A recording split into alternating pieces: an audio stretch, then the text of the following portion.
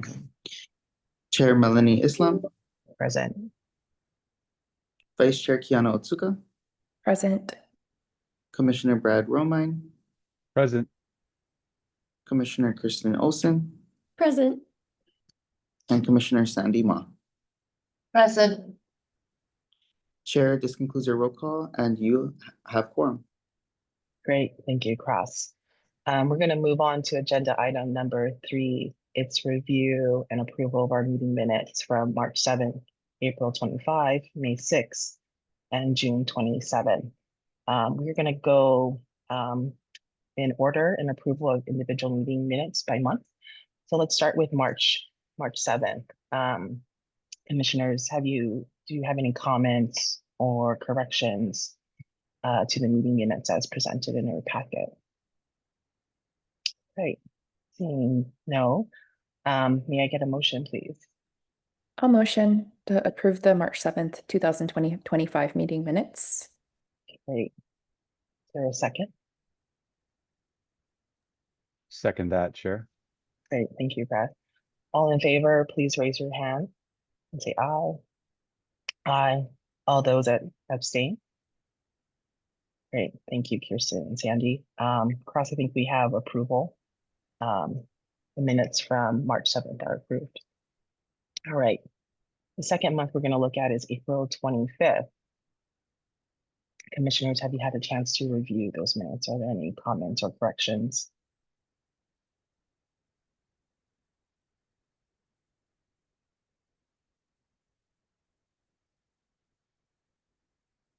Okay.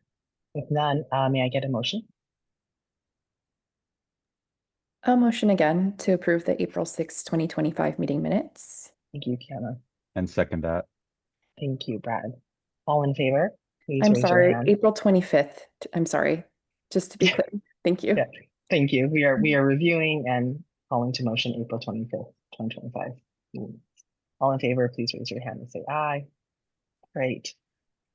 Awesome. We have a full approval by the board, Ross. Okay, we are going to move to meeting minutes from May 6th. Any comments and or corrections? Kirsten, your hand is just up from the last vote, correct? Okay, great. Seeing and hearing no comments or I'm sorry, revisions. Melanie. I have a Mhm. comment. Okay, great. I just wanted to note for public reference, because this meeting was held in person with no live streaming opportunity, there is a link to the meeting recording in the minutes that Cross put in there. So thanks, Cross, should folks want to watch that at their own leisure. That's all. Thank you. Thanks, Yana. Yeah, we have links to all the recordings, whether it's this one in particular was a YouTube, but all the others are Facebook Live. Well, thank you for bringing that up. Okay, great. So hearing no other comments or corrections, may I get a motion? I move to accept the May 6th meeting minutes. Thank you, Brad. Is there a second? Thank you, Kirsten. Second from, I need to, sorry, verbalize it, Kirsten. Sorry, I second No the problem. motion. Thank you, Kirsten. All in favor, if you could please raise your hand and say aye. Aye, great. Aye. Okay, the motion carries. The minutes from May 6th, our in-person meeting, are approved.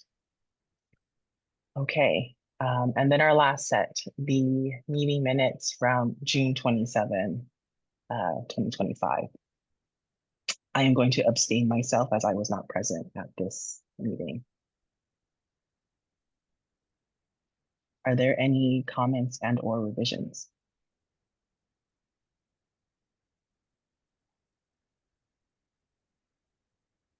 Okay, seeing and hearing none, may I get a motion? I make the motion to adopt the June 27th meeting minutes. Thank you, Sandy. Is there a second? I'll second it. Great, thank you, Kiana. All in favor, please raise your hand and say aye. Aye. I guess I should abstain as well since I was not present at this meeting. Okay, great. So, Cross, we have 3 approvals and 3 abstentions, both myself and Commissioner Romine. I believe we have enough quorum to carry those minutes forward. Great. Awesome. So our docket of meeting minutes from March, April, May, and June have been approved. Members of the public, those are all available online on the website for the OCCSR and also on Facebook and YouTube. All right. I am going to move on to our next agenda item, which is item 4, which is a report from the Office of Climate Change, Sustainability, and Resiliency. I'd like to welcome Director Sullivan. Thank you, Chair Islam. I'm excited to provide an update today. There is a wealth of activity underway within the Office of Climate Change, Sustainability, and Resiliency. I'm going to go fairly quickly through a bunch of different items, but I really wanted to maximize the opportunity to share. I have a few slides that are related to what was agendaed in terms of what you see in the agenda. So I'm going to go ahead and share screen if that's okay with you. Let me see.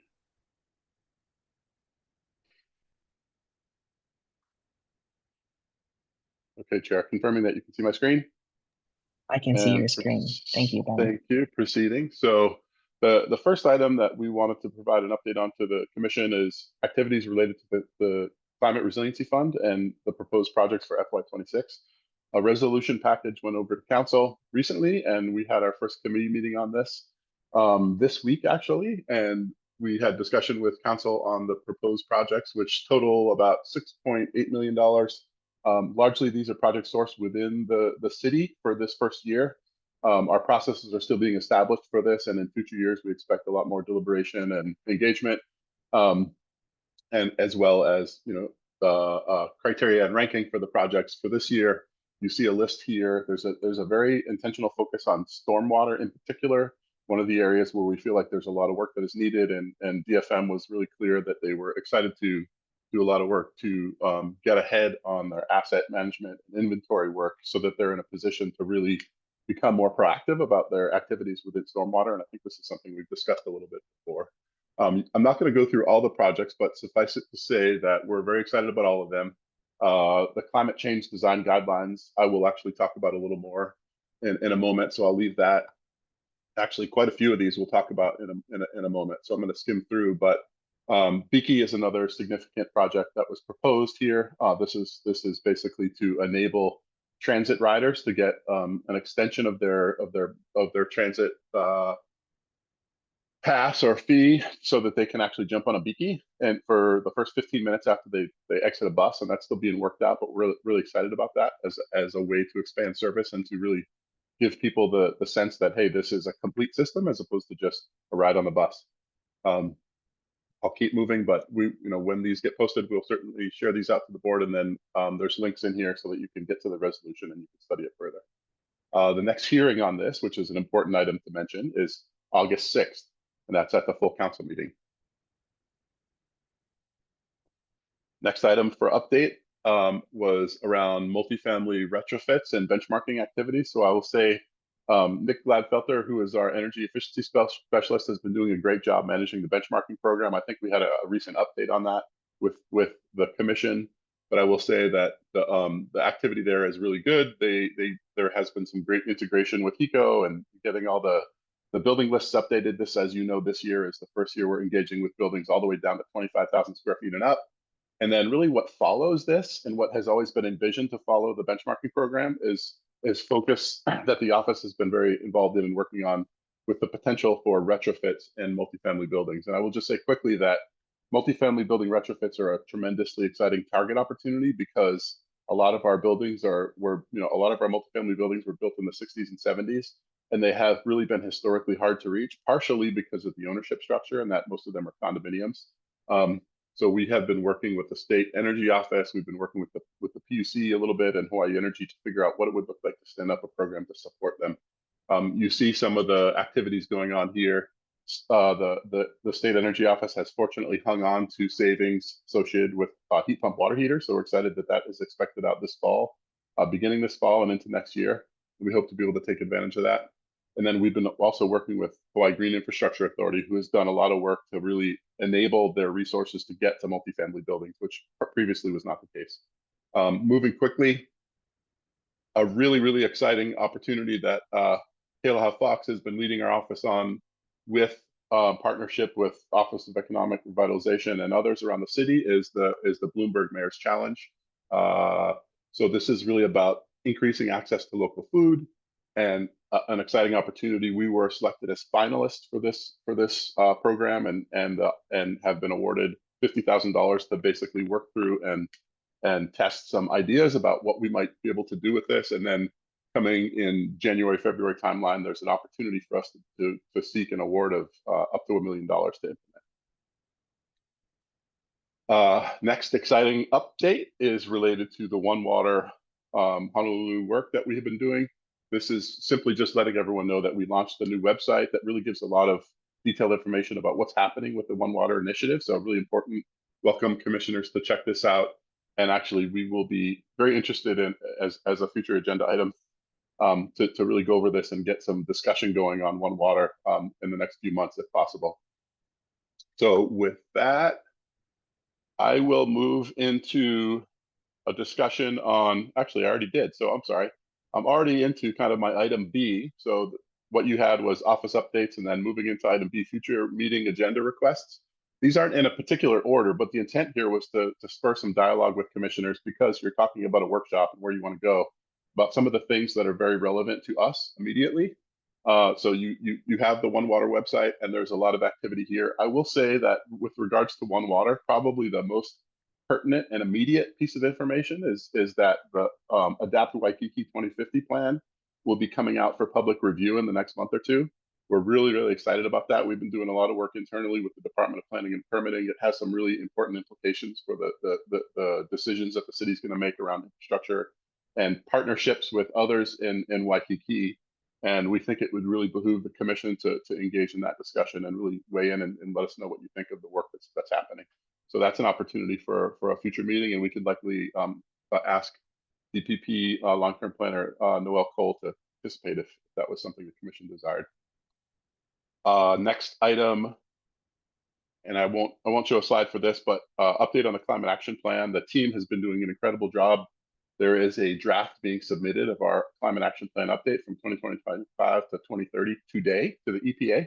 And we will be doing some internal review of that draft in the next couple of weeks and then getting it out for public review following that. So that's another item that would be appropriate for the commission to consider. And certainly there's a lot of things to consider over the next 6 months, but wanted to put it on your plate as something that we might be ready to discuss at a near-term future meeting. Let me see. Where am I on this agenda item?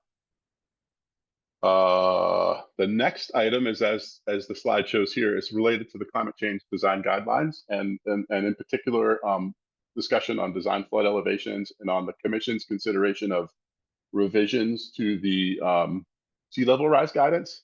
And so what I will say, I think that is changed in this environment that is important for the commission to know is that Mayor Blangiardi already signed Directive 25-3 in early July, and that basically implements the climate change design guidelines. And you can see the purpose of them stated here on the slide. And then what I did is just clipped a little bit of information about the fact that the CCDGs do contain some guidance on design flood elevations, and we would be really, really interested in welcome a commission discussion on how we might proceed. That's a big, big important thing that's DPP is working on and others as well. How am I doing for time, Chair? I think we're getting towards the end here. I think you're doing good. Thank you, Ben. Okay. So the recent office activities, wanted to just share out a little bit about some of the things our office has been doing as a whole. So we went on a huaka'i on July 7th to check out the city's municipal waste facilities. The picture that you see here is of the team at Waimanalo Gulch looking at a new cell that was recently constructed, and it is a very, very large area. And unfortunately, when we ask the question, how long does this last? It's a very, very short time with all the waste that comes in. And that's inclusive of ash and then whatever other deferrals of, whatever other solid waste has to come into the landfill. And so it's a really impressive site, and the management, it seems very, very good. We learned a lot on this tour. We also went to the transfer station, and then we went to H-Power as well. But that is what I have on those activities. I did have an opportunity to join a panel on One Water at the Stormwater BMP conference, which was last week as well. And so that was recorded and will be posted soon and is available. The panel included leadership from Environmental Services, Department of Facility Maintenance, Board of Water Supply, and the Department of Design and Construction. And it was a good conversation about the status of the One Water effort and the aspirations and work that is ongoing there. Future office activities. So our office will be giving a presentation on August 11th from 5 to 6:30 at the AIA downtown facility. And I think it's correctly called the Center for Architecture. So that's something exciting that's coming up. And there's several other opportunities. Our office will also be presenting. And actually, Chloe Obara, who you all may have seen in the news quite a bit, has been presenting her work on the flooding issues in Waikiki. And she will be presenting to the Waikiki Improvement Association at their quarterly board meeting coming up as well on her work. So that's very exciting. That is all I have. Happy to answer any questions or whatever direction the board want to take us. So thank you so much. Thank you, Director Sullivan. An excellent update. Many, many things for us to discuss about and think about, and we'll feed into other agenda topics. I know other commissioners have questions, so I just want to keep it more topical. Specifically, Reso 25-204 as it relates to the Climate Resiliency Fund. I know the next full commission hearing, council's hearing, excuse me, is on August 6th, which doesn't necessarily follow our cadence. Would it be beneficial for commissioners to submit testimony or comment? I don't know if we have the opportunity to do it as a full commission, but maybe individually. Since I optically just see there's a lot of things that dovetail, I think, to some of the work that we do individually, but collectively, all of our strengths together. Yeah, my understanding is that council is always appreciative of public testimony, wherever it comes from. And if commissioners have the opportunity to look over the projects proposed and provide their perspectives on them, that would definitely be welcome. And this so is we'll make sure you have the link. Yeah. The third hearing, right? The final hearing for adoption of the Reso. So resolution process actually is committee, then full council. So it's only 2. Oh, and so I see. Okay. Yeah, unless council decides to defer, in which case it would extend into future meetings. Okay, great. I think if your team could share the link to us, I think that'd be beneficial. The other things, I think we definitely can incorporate and include future presentations on One Water. I'm quite excited that there now is a website and that we can look at, in addition to a presentation on the CAP. So there were 2 documents that you referenced that are in their draft stage, right? The CAP, which you submitted to the EPA. What is the process after that? Will it be open for public comment, which would then be an opportunity for the commission to comment on? So the next step is departmental review, and after that, it will be open for public comment. Okay. Do you have an anticipated timeline for that? So I think it's fairly tight, and I would want to defer to the team, but if I had to just give you a rough estimate, we're talking a few weeks of internal review and subsequent issuance to public for public review. Okay. So maybe an August timeline might be okay. I'm asking these questions so we can figure out how to agendize and get it properly dispersed to our commission and then provide testimony. The last thing that I want to just touch upon is the Directive 25-3, which Mayor Blangiardi just signed. And so is this something that you essentially want to work with the commission on and further adopt, refine perhaps the design flood elevations? Because I know we have a mandate to provide guidance. So the climate change design guidelines are exactly that. So mayor's directive is a policy that basically says to the city and to those planning capital projects with city dollars that these are things we want you to reference in consideration of design decisions for your projects. So it's not regulatory in nature. It's really just kind of I shouldn't say just, it's very importantly guidance. It helps project designers to understand what the climate impacts are for their project, most importantly, and then it gives them design alternatives to consider if it's an area that they're not familiar with trying to accommodate in the design. So really, really important work. We're very, very excited about it. It's been underway for years, but it's just finally reached the point where it was ready to be implemented, and it's being implemented in a phased way along with a lot of training. The specific ask I had was to begin a discussion on the potential for implementation of design flood elevations, because we know it's an important decision. We know it's going to take time. It's going to take a lot of public discourse.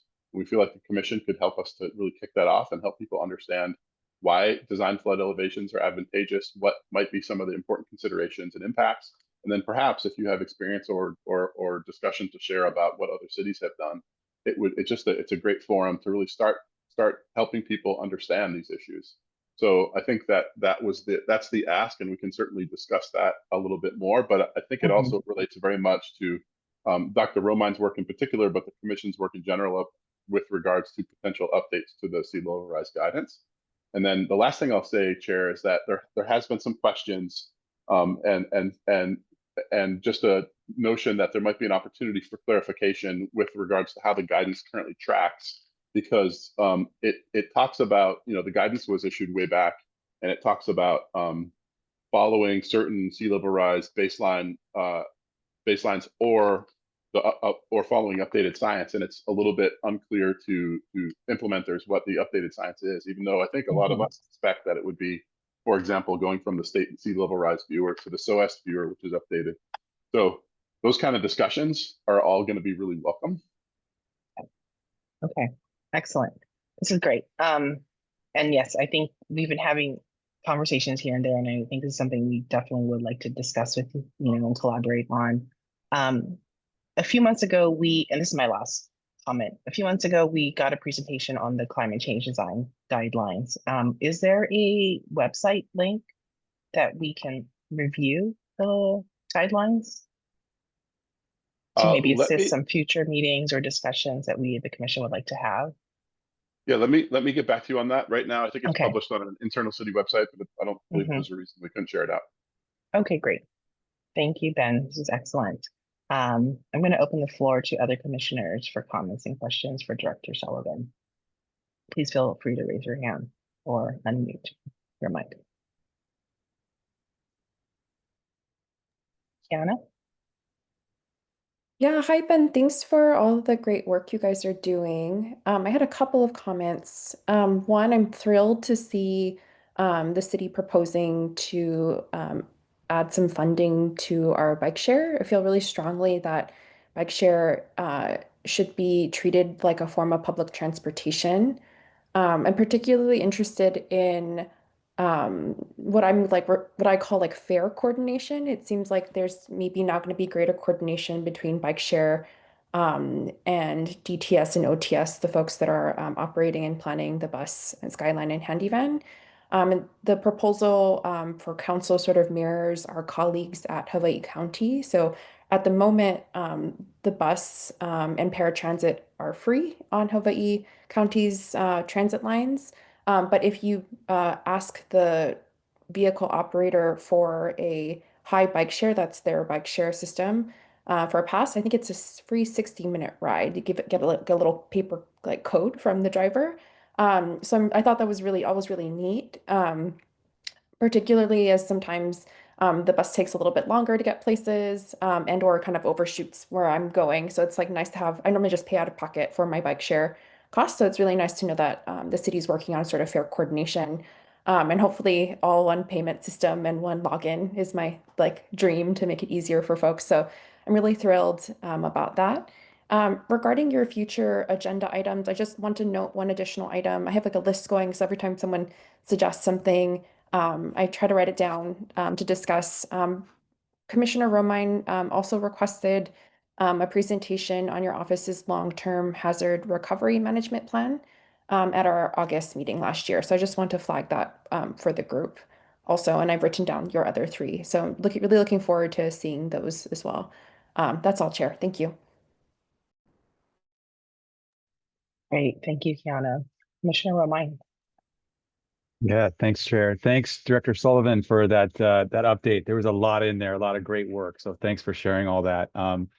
I particularly want to also commend you for and your team's work on the Climate Resiliency Fund projects. It's great to see that already moving towards implementation with a lot of important projects there. So that's exciting. It'll be interesting to continue following that and seeing how those projects play out. I did have a follow-on question to some of the discussion with Chair Islam about the design flood elevations guidelines.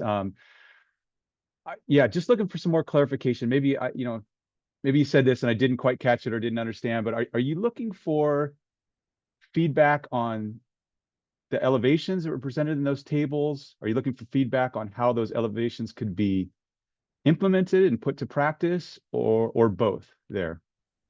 So I think the important thing that in the corner that we need to begin to turn, which is going to take quite a bit of time, is what should we consider in terms of a regulatory process for moving towards design flood elevations? Right now, we have this guidance, and this guidance is intended for city capital projects. And I think it provides really good information about what some of the constraints are, what some of the various components of a full design flood elevation would be, to get to a position of understanding compound flooding. What we don't have is a lot of discussion to date on what it would look to turn that corner and actually say, from a regulatory standpoint, whether it's a year from now or 5 years from now, here's the kind of components that might exist within a regulatory regime that would say, hey, this is how you have to build your building in order to make sure that we're accommodating future impacts from climate. And I don't want to propose any kind of timelines, but I do want to propose that there would be valuable education and understanding that the commission could bring to all of us as practitioners about what that process might ultimately look like. I don't know if that's helpful from where you're sitting, but that's really what we're hoping to get. Great. Thanks for that clarification. That's all, Chair. Thank you. Thank you, Brad. Commissioner Ma. Thank you, Chair Islam, and thank you, Director Sullivan, for sharing the work of your office. That is very impressive. I actually have a practical question for the commissioners and for Director Sullivan. The climate fund that is going up for the entire city council, the testimony that may be given, should it actually come from the commission as a whole and under the banner of the chair of the commission instead of each of us individually as commissioners? It's kind of a practical question. So Chair, if I may, so my understanding, because we didn't agendize this for decision making, we're not in a position to be able to do that. This was part of my report, and it was intended to make you aware of this, but the commission is not currently positioned to decide on that, and so it would, because of that, practically it would have to be individuals offering. Oh, okay, so individuals, not even from the commission itself. Correct. Okay, sounds good. And going back to Commissioner Romine, following up on that question from Commissioner Romine, would it be more of a building code issue or building code discussion regarding the floodplain elevation design? Is that what you're thinking of, Director Sullivan? So I wouldn't categorize it as a building code decision. I think it has far larger implications than just kind of an item in the building code. And so I think that pulling it out and discussing it, and then ultimately we can decide where does it belong in terms of where it sits in the code. But the most important thing is really for developers, for community, for engineers, for others to really understand what are the implications here? What are some of the things? And I think you all have different perspectives that could be really valuable to inform that conversation. And we're not looking in this case for definitive guidance as an outcome necessarily. I think what we're looking for is increased public awareness of what are some of the many complex issues associated with moving in this direction, which I think we all agree is a necessary direction, but we all anticipate will be very difficult because it has significant implications to project costs as well as to how and where we build. And we need to be careful and deliberate about developing those considerations. Thank you, and thank you for allowing me that extra question. Thank you. Thank you, Commissioner Wong. I just want to add to the note of your request for a commission response to that reso. There may be an opportunity coming up in our future agenda as we have decided to defer comments to the DOT draft presentation, right? So there might be an opportunity. So let's maybe kind of revisit that in the next agenda items. Commissioner Olson. Yeah, thank you so much. That was a fantastic smorgasbord of activities. You guys have been busy. So I just wanted to reiterate I know we've discussed the transportation for schools, but it's been a wonderful summer of being able to actually get across the island. And so anything we can do to add on the kind of to this busing and biking system, getting people their students out of cars, their parents' cars, and providing the ability to commute with public transportation. Just reiterating, I know it's Department of Education, it's state, but whatever we can do as a city and county. Brad and I were both at the Hawaii Conservation Conference this week, and there was a lot of excitement and discussion about the green fee, right? And I'm wondering how much coordination there is. Most of the funds will go to community groups and DLNR in addition to bonding. But some of these large capital projects you're talking about for stormwater and green infrastructure, folks were talking about the need to integrate that, not just conservation, biodiversity conservation. So I was just wondering how much coordination there is across the state and what the city and county is doing. And lastly, I just wanted to say, absolutely, I'd love to have more conversations about the One Water. So a future agenda item, I would be extremely interested in that. So thank you for offering. Thank you. And there was a lot in there. And I think the main comment I heard, or the main question I heard, was regarding coordination on the green fee. So I'm going to respond to that. But if I leave anything out that you wanted to hear a response for, please let me know. So with regard to the green fee, yes, we believe that there is a tremendous opportunity. I think that when you have a shared funding source, you have a really great opportunity to I don't want to say force, but to strongly encourage collaboration that might not have otherwise occurred. What we have done to date is just begin conversations.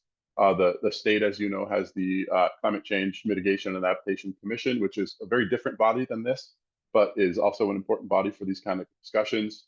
At the last meeting, we actually, as the 4 counties, which all are represented by planning offices or their surrogates, which I am one, discussed in the meeting the opportunity for looking at matching across the counties, from the opportunity for the counties to come forward with a match against the green fee for some of these projects as a way, A, to drive collaboration, B, to stretch the money, and really C, to just take advantage of this moment where obviously federal funds are drying up, and we can't afford to slow down. The last thing I'll say is I think it's important for us to articulate to the public the scale of these things. The Climate Resiliency Fund and the Green Fee are both amazing opportunities. However, they both are so small relative to the overall financial need, as you all know. And I think that's one of the things that the public sometimes might perceive is, hey, look, you're getting $90 million a year from the Green Fee. You're getting almost $10 million a year from the Climate Resiliency Fund. This is great. Let's solve all our problems. And we are trying to couch this as catalytic. We're trying to couch this as a way to accelerate planning that is critical to future capital projects. And we think it's tremendously important. However, we don't think it's a fix-all. And I think it's really important that we continue to articulate that. Our office in particular with the adaptation program is actually working on a more comprehensive review of our financial liabilities associated with climate. And that work is ongoing, and that's a project that we're excited to see come out. I think we've mentioned it before to the commission, but it's really going to help us to understand both our financial liabilities better, and then also what some of the solutions to those might be, because currently we don't have the capital earmarked for the very considerable costs we expect to incur. So I don't know if that's an answer, and then I would ask you, Commissioner Olson, if there was another question in there that I might have missed. Nope, that's it. Thank you so much. Great. Thank you, commissioners, and thank you, Ben, so much for an update. Excellent work. Keep up the good work. We look forward to further collaborating. Any comments from the public? Questions? Cross, is there anything in Facebook Live? Chair, there is not, and there are Okay. no, nothing in the chat as well. Okay, great. Thank you all. All right, hearing no comments from the public, we are going to move on to our next agenda item, which is agenda item number 5.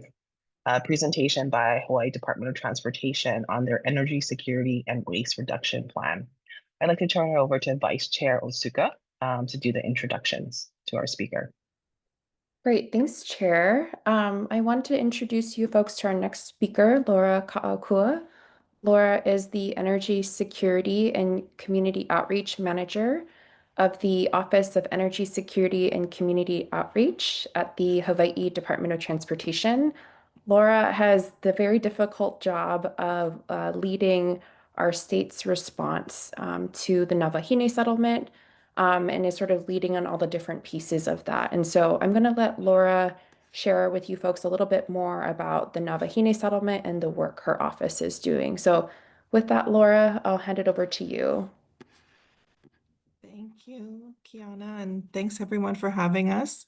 With me is Genevieve Sullivan, and I'm going to try to move through the slides really quickly, and then Jen and I will join in helping to, I guess, field questions and comments from the group, but we appreciate you having us here. And thank you for sharing screen. I will note that we've recently changed our community outreach timeline in response to the House Transportation Committee's request. So there will be a couple slides that I'll have to correct orally, but it should be okay. Yeah, so we are in the process already, as Kiana mentioned, we put out our draft energy security and waste reduction plan, and it's a plan to provide additional access options in transportation and to reduce emissions throughout the transportation sector. So we'll go into a little bit of background, emission reduction strategies. I'm going to really skim over aviation and marine, and but I will touch on ground and administration a little bit more thoroughly, and then we'll end with community input and questions. I also do have, and I can share screen when we get to the end, but I did, because you all are with the city, I did want to share a new tool that we have as well, in case it might be helpful to folks in the city or to your respective organizations. So I can do that at the end. So you all are a huge part of the ongoing emissions, right? We didn't start at this point in reducing emissions, but many dedicated people have been working for a long time to reduce our emissions. And we all know, like, we do have a great EV adoption rate, great national leader in rooftop solar, and some exciting projects in the works with more public EV charging, as well as cleaner fuels coming on board. Next slide. But still, transportation emissions are half of all of Hawaii's emissions, and so we need to do more to lower that number. Next slide. And so the recent, it was 1 year ago, Navahine and Hawaii Department of Transportation, and really our whole state as governor was a signer as well, reached a settlement agreement. And so the settlement agreement affirmed the rights of youth to a life-sustaining climate and the state's duty to protect public trust resources. And it also formalized Hawaii Department of Transportation's commitments to electrify and decarbonize and meet state law. It acknowledges that it's not only Hawaii Department of Transportation, but really everyone, that we need to have a role in getting to the really ambitious targets that are already in state law. Next slide. And so the requirements for the energy security plan that come from the Navahine settlement are to develop and implement a comprehensive statewide plan to reduce emissions from Hawaii's transportation sector on a timeline that complies with existing state law. So that's the 2030 goal to reduce emissions 50% from 2005 levels, and to hit net negative emissions or capturing more carbon than we emit by 2045. And it also cites other very important laws that will help in the strategies to get there. Next slide. And so we started working on the plan after the settlement agreement, information gathering from our own department and partner agencies and organizations. We published the draft plan at the end of June, and we're extending our public comment period for another month. So it'll go until the end of August. We're going to be doing some targeted outreach. We'll probably see if we can tag on to the neighborhood board meetings in August as a way to, reach more people. We're going to try to focus in on more rural communities as directed by the House Transportation Committee.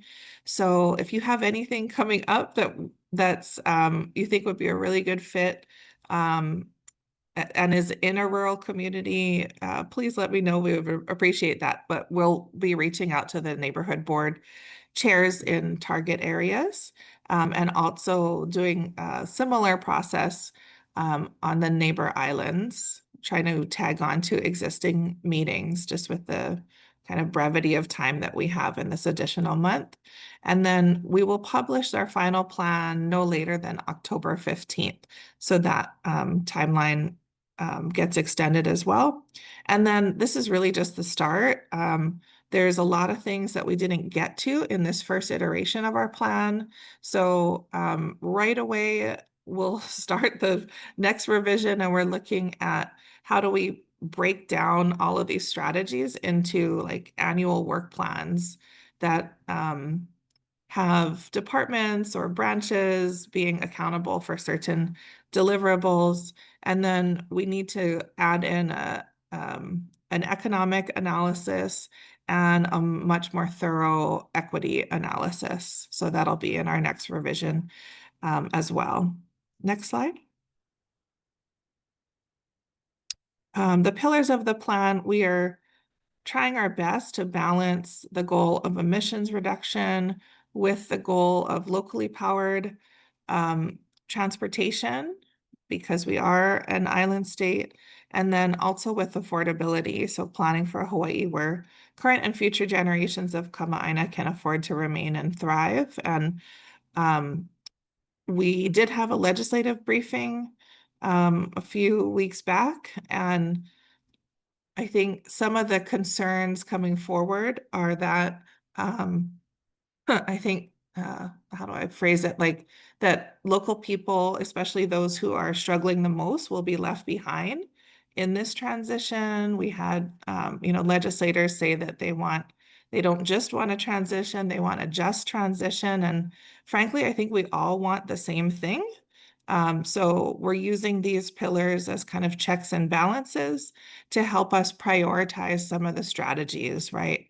And I think that'll help us focus in on those strategies that might have co-benefits too, that will benefit those most in need, such as our multimodal network. Next slide. So this is a complicated graph, but it shows in the orange dotted line at the top our predicted status quo emissions. So recognizing all of the existing good efforts that are already happening, we're not predicting this, continued line up in emissions, but we're also not predicting that we'll get, anywhere close to reaching the 2030 and 2045 emissions reduction targets in law, unless we add on additional, more aggressive strategies. And so this is all the transportation modes in one graph. And so because of the importance of clean fuels to primarily aviation and the marine sector, that is why the most impactful strategy is clean fuels, shown in the green wedge. And then electrification is second, The third is fuel demand strategies, our multimodal network, limiting cruise ships. And we recognize, even though the wedge is small, there's huge co-benefits there for health and the environment and quality of life.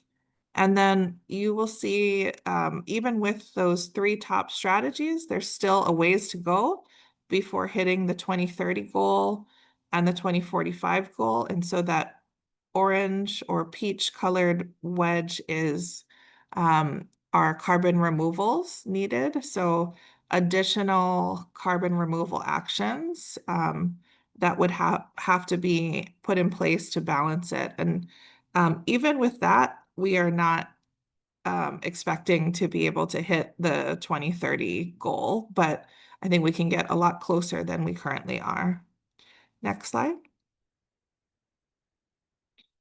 So there are some priority actions across modes that we're realizing are needed to help all of the strategies in the plan.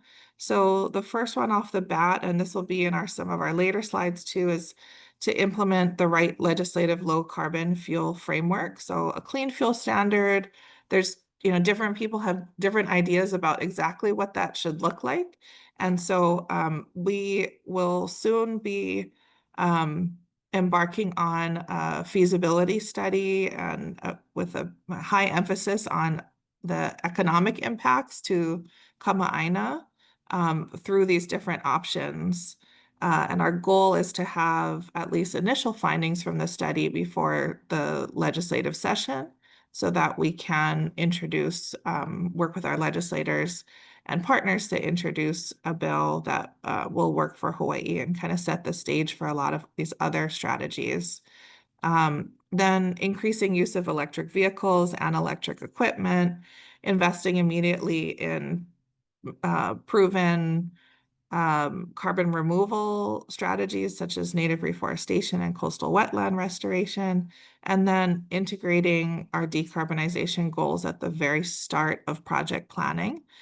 We have made strides in that already within our highways branch at Hawaii Department of Transportation. And I'll just highlight here, since I'm going to kind of skip over the aviation and marine slides at the end, the top strategies to reduce emissions coming from aviation. By far, it's the wide adoption of sustainable aviation fuel. There are, kind of research and development going on for electric smaller planes, but there's no R&D even going on for these large jets to replace trips to the continental United States or international travel. And by far, aviation is the greatest contributor to our Hawaii greenhouse gas inventory. So that is by far the top. Ramp efficiency, just being more efficient with scheduling and powering our planes and support equipment, and electrifying all of the support equipment for the airlines.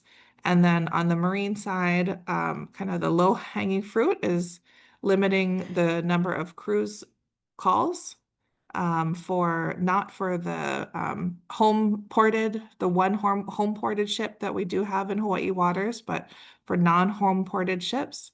And then switching to cleaner fuels and even cleaner fuels as they become available. Next slide. So for ground transportation, the top strategies are increased use of electric vehicles statewide, nothing that you folks wouldn't expect, expanding transportation choices, and then having alternative fuels available for heavy-duty trucks that are too expensive right now to expect the electric conversion. Next slide. And so these are all, I'm not going to read all of these, but these are our electrification benchmarks and the strategies that will help us get there. So I might just pause for a minute so we can process.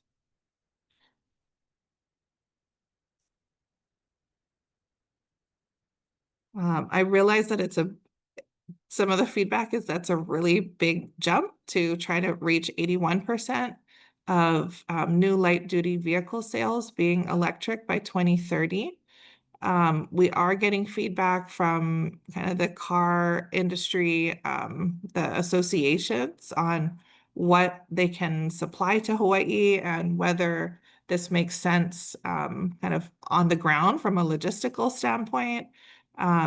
So, you know, these numbers may adjust as the feedback continues to come in. So it's, you know, building out our infrastructure. HDOT's moving forward with our own NEVI infrastructure plans. We do see a gap in a large gap in the necessary public EV charging infrastructure. So enacting financial incentives for EV purchase, those types of things will likely be part of a legislative package next session. Promoting incentive programs to turn in old, you know, ICE vehicles, the establishment of an EV battery recycling and disposal program. This is something that the city has been really helpful to us on. We held a meeting with the different counties and the city and county, those that actually are involved in where these EV batteries are stored, even temporarily, and you know, the logistics of getting them shipped off island, and some ideas about, yeah, Kiana, you're right. Yeah, the news that Matson won't be shipping, right? So we're down to one shipper for these. And the city staff and the staff from all the counties just had really great feedback that we're sort of setting ourselves up to have all of our eggs in one basket and, you know, going in for this EV strategy without having the back end figured out. And I think they're correct, and really, like, nobody has it figured out yet. I know the State Energy Office is tasked with bringing together a EV battery disposal task force. So I assume that will be included, someone from HDOT will be included, and I suggested at a recent meeting that all of the counties and the city and county, that we make sure that we have representatives on the task force, because you folks are the ones that actually, you know, see it on the back end. Working with the rental car companies at the airports to try to get their numbers up and have the benefit of additional EVs in the secondhand market, preferential EV registration, a possible sales tax exemption or reduction for EVs, and then you know, support for continuing to electrify the transit fleets and our state and county fleets. Next slide. So this is just a highlight of HDOT's NEVI sites that were open. We have a lot coming on in the next 2 years. So I think that's been a really, I guess, a very positive thing that, you know, we were part of the injunction and we're able to just continue on as we actually continued the design. So there wasn't a pause, and we don't expect our timelines to be impacted. Next slide. And then for multimodal, we do have VMT reduction goals, as that was a requirement of the settlement agreement. By far, the top strategy is to plan and implement the 5-year priority multimodal network in partnership with the counties. We have met, I think, 3 times with folks working in transit and 3 times with folks working on the bike and pedestrian networks at the city and county, as well as the other counties. And our strategy for the network is to follow the guidance of the counties and in their suggestions on what their priorities are to add capacity to transit or bike or pedestrian access within the state highway system. And so the actual plan is not going to be a long document, but just a GIS like an interactive website that will show all of the projects. And we're hoping to have that out actually in August. So we really appreciate the city folks for helping us with that. And then after the 5 years, you know, that all continues with bicycle and pedestrian and transit expansion. I think, yeah, transit-oriented development, support many different ways to support that. And I guess I will just note here, since it's related to the city, the free youth transit access. This was a kind of like a top strategy coming out of the Youth Climate Future Forum last year. They wanted, you know, keiki buses, or I'm like, those are just school buses, or but definitely like safe and free youth transit access. And we do have a strategy in the plan where I think we can look to Washington as a possible model. We would have to figure out the right funding mechanism to subsidize, so that the counties and the city are not losing money in providing this access. But that's possibly something we can work together on so that it could be introduced next session. Washington has really seen the youth take full advantage of the free youth transit access there. It's really increased ridership, and I think safety as well, just knowing that there'll be lots of youth on the bus as it's kind of changed people's patterns. Next slide. I think this is just a highlight for our 5-year priority multimodal network. This is one of the requirements of the settlement agreement, and just looking at filling critical gaps within the state highway system. And I guess I will note for the city and county's priorities are different from the other islands. The other islands, when you folks see our map, it's sort of like little dots all around the island for bus stops. The city really is focused on adding strategic capacity around the rail. So it's, I think we only have in Central Oahu as those we're following the city's priorities. Next slide. And then clean fuels to support kind of and balance out the electrification. So expanded infrastructure, especially for our mid and heavy duty vehicles, making sure that we have clean fuels available where a conversion to electric is not affordable. Next slide. I think this slide's, oh, this is a slide that shows the types of fuels that we're estimating we will need as we use these fuels where electric isn't feasible or as transition fuels. So I'm just noting here the need for biodiesel, renewable diesel, which should be online, I think, by the end of this year, according to PAR Hawaii's predictions for Oahu, and then ethanol. Next slide. And I think actually we can probably zoom down to a few slides down, maybe like 6 slides down. We'll skip maritime and aviation. I did provide the full deck just so you folks would have it, but yeah, if you wouldn't mind just zooming down, we'll go to the administrative slide.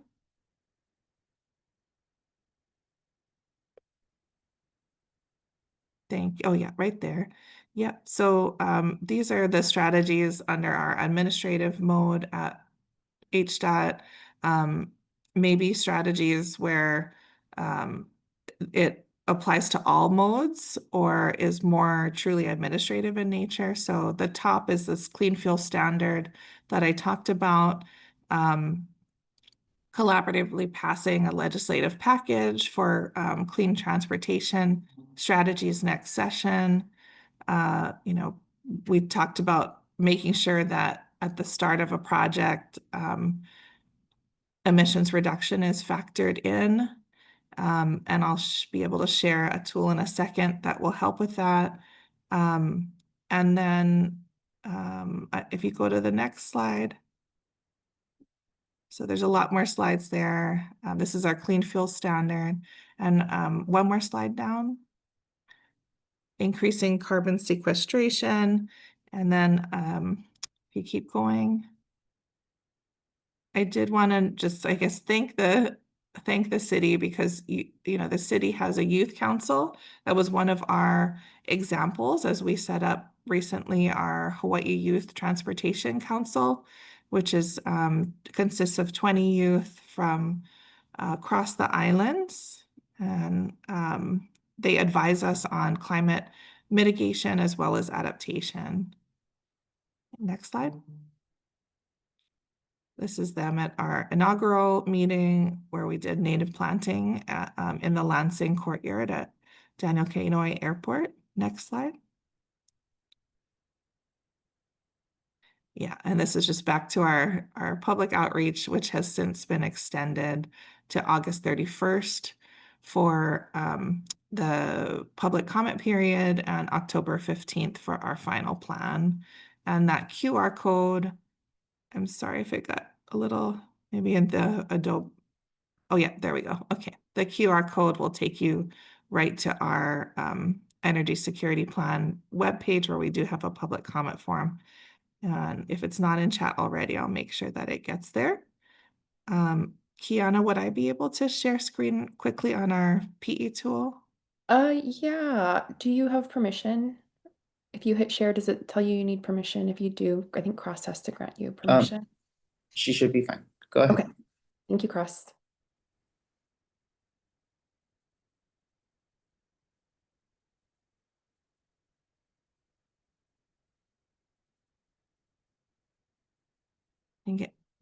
Okay. Can you see it okay? I'm seeing a black screen. I don't know if other folks. I see a black screen as well. Oh, shucks. Okay, I probably don't have the bandwidth, but I can put it in chat, and then everyone can look on their own, or if you want to, you can share. This is our Project Island Impact Tool. And we developed this as part of our greenhouse gas reduction plan. And so it calculates the expected emissions from all ground transportation projects. And Hawaii Department of Transportation, we built on a tool from Minnesota, and they calculated the emissions expected from those types of projects that would reduce emissions. We expanded it, so I think we're the first Department of Transportation to have a tool that calculates emissions for all projects. So those that we're expecting might reduce emissions or keep them neutral or even increase emissions. And we made it so that you can download it. It's an Excel tool, and we're hoping that it may also be helpful to the city or counties or other state agencies. And that's a tool that we expect to revise as we try it out. And so we're open to feedback on that as well. Thank you, everyone. Chair, do you mind if I provide a little bit of context Yes, I before was we gonna jump say. into questions? Okay, Go ahead. Thanks. great. Okay, Laura, I'm so glad you said that you're the first DOT to do that, because I was going to give you some props. It really is like amazing, this tool that you folks have created, especially in such a short period of time. But just really quick for everybody's context. So I know that this is sort of a state-led plan. And I want to reiterate that, again, the lawsuit was State of Hawaii versus Nā Wahine.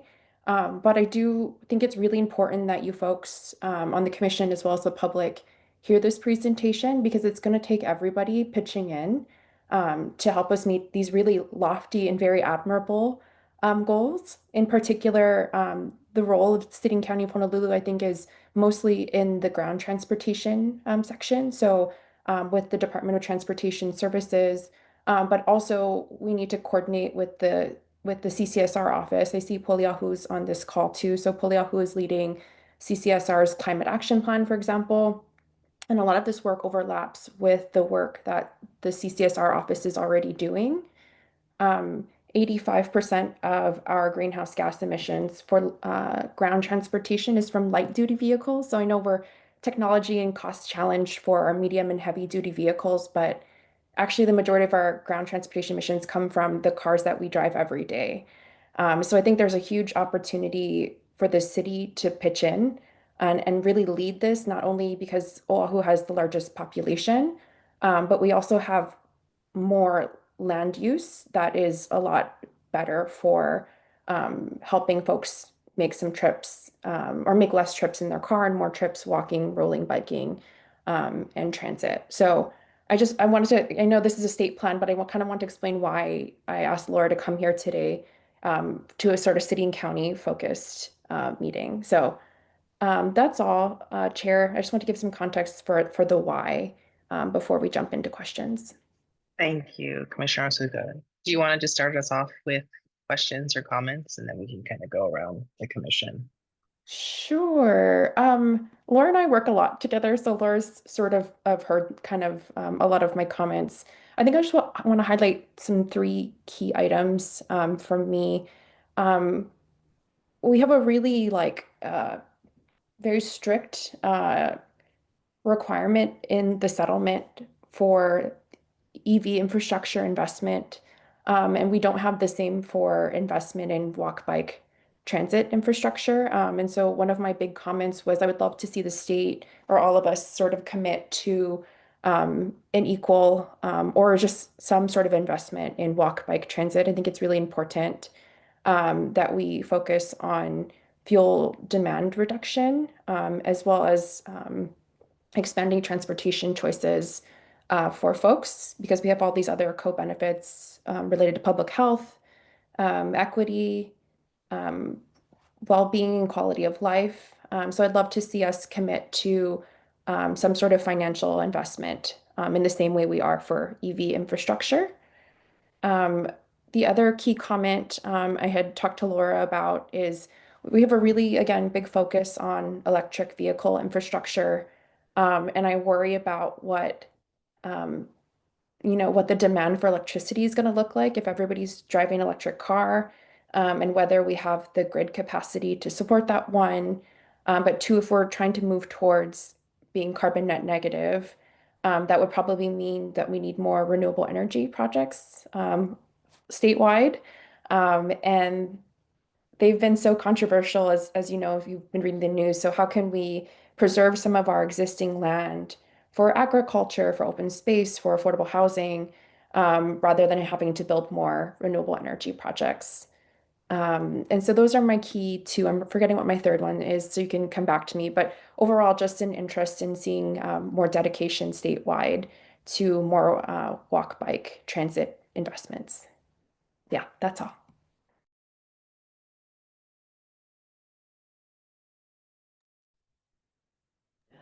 Can I jump in? Yeah, I don't know, Laura, if you wanted to respond to any of Kiana's comments before we go to the next commissioner. Yeah, no, I think that's really important, right? That everyone look at their own commitment, because so much of this is just how much we're willing to actually allocate in funding, right? At the end of the day. So yeah, Kiana referenced our $40 million commitment for EV charging infrastructure. And we are still finalizing our 5-year priority multimodal network, but it should look somewhere around about 50 million a year in investments, which is a big step up from our normal, for those 5 years. So we're really excited about that, but don't quote me yet because we need next month to finalize it. Jen, anything you wanted to add? No, I mean, I think that that's right. Basically, you know, the Navajene settlement has a very specific line item about building out this 5-year multimodal network. And so the push this year has been working with the counties and really looking at our state bike and ped plan and trying to figure out the best gaps to fulfill and to complete that multimodal network with a significant more portion of our HDOT formula funds going towards those types of projects. And then, you know, I think that we all definitely see the co-benefits of having more multimodal and transit and TOD type projects. I guess I just wanted to point out that for this plan and for really our scope of really drawing the line of what it would look like for reducing greenhouse gas emissions and quantifying all of these different types of strategies in terms of the, you know, million metric tons of carbon dioxide that each of them would need to reduce. In terms of multimodal, it's a pretty small number in all of that. So, you know, of course, the co-benefits, but just highlighting those other strategies for the methodology that our experts and our consultants worked with to make sure that we would be able to hit that net negative target by 2045 in transportation. Great, thank you, Glenn. Commissioner Olson? Yeah, thank you. This is an amazing plan. Thank you for sending us the slides and going through it. Just a few comments, which I'm sure you know, but not all EVs. I mean, EVs are not carbon neutral, right? They really depend on their efficiency, right? So my little Mini Cooper electric uses a lot less electricity to go a mile than a Rivian, right? And so being sensitive to those efficiencies of electric vehicles in subsidies, et cetera, I think should be just as a public service to say, like, not all of these are carbon neutral.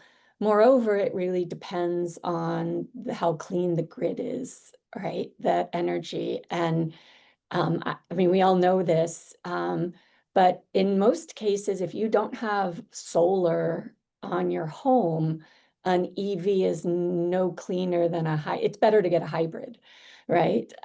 So, you know, I think there's a lot of public education too that needs to go into this of these are not like people's behavior when they've gotten an EV, they feel like they can be profligate in other ways, right? Because, oh, I drive an EV. So I mean, it's a really complex behavior change that we need to go through, as well as structural change in the electricity sector. So it's more a comment, but I think we need to think of the transportation, the emissions reduction holistically, right? And that also goes to I feel like I'm on a soapbox with the youth focus. I think this is fantastic. As a social scientist, also a word you said, I think is really important, the perception of safety in the public transit system, right? The more youth you get there, the safer they feel, the safer parents feel sending them onto these multimodal you know, systems. And it's so important to change these habits early, right? Because we have people who are used to driving, and unless that you kind of break that cycle psychologically early on, similar to the whole recycling revolution when I was a child, right? Like we went home and we're like, Mom, I learned about recycling at school. And then every can that got thrown away was a drama, right? Similarly, that should be the shaming that kids are able to do to their parents, right? And then they've built a lifestyle into the future that is using public transportation. So while I think the immediate impact of those multimodal and like getting people out of cars may be small, over a generation, it will be enormous. So those are my points. Thank you. Thank you, Commissioner Olson. I'm going to ask a question really for keeping us on agenda and time. Are there any comments from the other commissioners? Okay. Great. Sandeep, Commissioner Mall. Thank you for the presentation. That was incredibly informative. So thank you for being here and sharing with the city what the state is doing. I want to just point out, and as you mentioned already, the importance of equity in this transition. Equity is so important, and so many people cannot readily transition to an electric vehicle. I myself live in a condo, and we do not have electric charging stations in our condo. There is a robust debate about adding charging stations on top of the hurricane insurance issue. So that is a debate we are having right now. And I myself don't have an electric vehicle or a hybrid. I have a super tiny car that gets like 50 miles to the gallon. But that is the issue of equity and where people live, and the ability to even add a charging station is hotly contested where I am. But I'm sure you've heard that ad nauseum, but I'm just going to add that 2 cents to it. I think we're going to have more discussions on this topic going forward, but thank you again. It was really informative. Thank you. Thank you. Can I just make a quick comment? Yes. Yeah, on Commissioner Ma and sort of related to Commissioner Olson's point, I think one thing that we would like to have more of in our plan, but probably don't have it right now, is like those distinctions, like refined distinctions for hybrid vehicles and like the differences between electric vehicles. We just kind of have everything in big buckets right now. And we would welcome, I guess we've heard the feedback and we agree. I think we would welcome, like if there's this particular study or something that folks have access to, especially with hybrids or, the regular cars that get 50 miles, which is awesome, right? Especially because we are also advocating for clean fuels and a possible clean fuel standard that would incentivize that, right? So if we had hybrid vehicles or these little, fuel efficient cars, they would be able to transition and run, a hybrid on electricity plus clean fuels. So we would like to incorporate that more. And that is some of the feedback that we're getting from folks who want to do, they want a way to contribute towards this, but are limited in, where they live or in an area that gets a lot of kind of rolling blackouts and are nervous about not having that car access with the EV. Thanks. Great. Thank you, Laura. I want to ask a question. Laura and Gwen, will you be on for the remainder of the commission meeting? Do you have availability to hold on? I ask this as we're running a bit tight on our schedule, and I need to get to item 7 before 10:45 and present and have discussion. So I know there are comments from the public that we would love to have you guys be able to address if you have availability to hang on. Jen, I have to drop. Are you available to stay? Does this go to 11? It goes to 11. Yeah. Yep, I can stay. Okay, great. Thank you, Commissioners, Jen. great. Thank you, Gwen and Laura. Commissioners, will that be fine for you that we move to item 7 and then get back to 5 and 6? Great. And thank you, public, for your patience. We will get to your comments shortly. I'd like to get to item 7, which is a presentation on the City and County of Honolulu's annual sustainability plan. I'm going to welcome Director Sullivan to present that plan, or a member of your team, Director Sullivan. Thank you so much. I'll go ahead and share my screen, and I really want to emphasize that the team has done tremendous work to evolve this annual sustainability report over the years. You guys can see Victor there. I'm sure Victor can wave his hand right now. He is our data analyst, and he does the lion's share of this work along with Haley Cook and others in the office who put it together. So let me share my screen and move quickly through this. Haley Cook does a tremendous amount of work on this as well. She's not available today, so I was hoping to have her present it. This is where we are. So brief presentation on the 2025 annual sustainability report. This is the agenda we're going to go through. I have about 20 slides. Chair, I imagine you want me to make it about 5 to 7 minutes, so really fast. And please stop me if anyone has questions, and or we can take a few questions at the end. So what is the annual sustainability report? Really, it's our way to track the city's performance on the many objectives that the office is pursuing and the city is pursuing more broadly. It's an interactive dashboard that we evolve every year and look to opportunities to improve every year, which is really one of the reasons we switched from a paper product or a PDF product that was really static to something that's dynamic. It's how we maintain transparency and accountability on what we do. And it's something that we want to continue to improve. This slide here shows all of us celebrating the opening of the Blaisdell PV Center. I'm sorry, the Blaisdell PV system that I think we shared with you that was done on Earth Day. And this is just one of many projects that are moving us toward our goals. Overview of the ASR. It contains 7 sections, as you see listed here on the right. These are all areas of focus within there that we try to offer data on that's relevant to users. New indicators in 2025. Bus ridership, as you can see on the left, is a favorite of mine for sure. That big dip is the pandemic, as you all know. So these are annual figures. And it is coming back, but it hasn't gotten back to the level of pre-pandemic levels yet. And we're closely tracking that, and we're eager to see bus ridership growth as associated with the HDOT plan that was just presented. Firewise sites, for obvious reasons, another really important metric to track.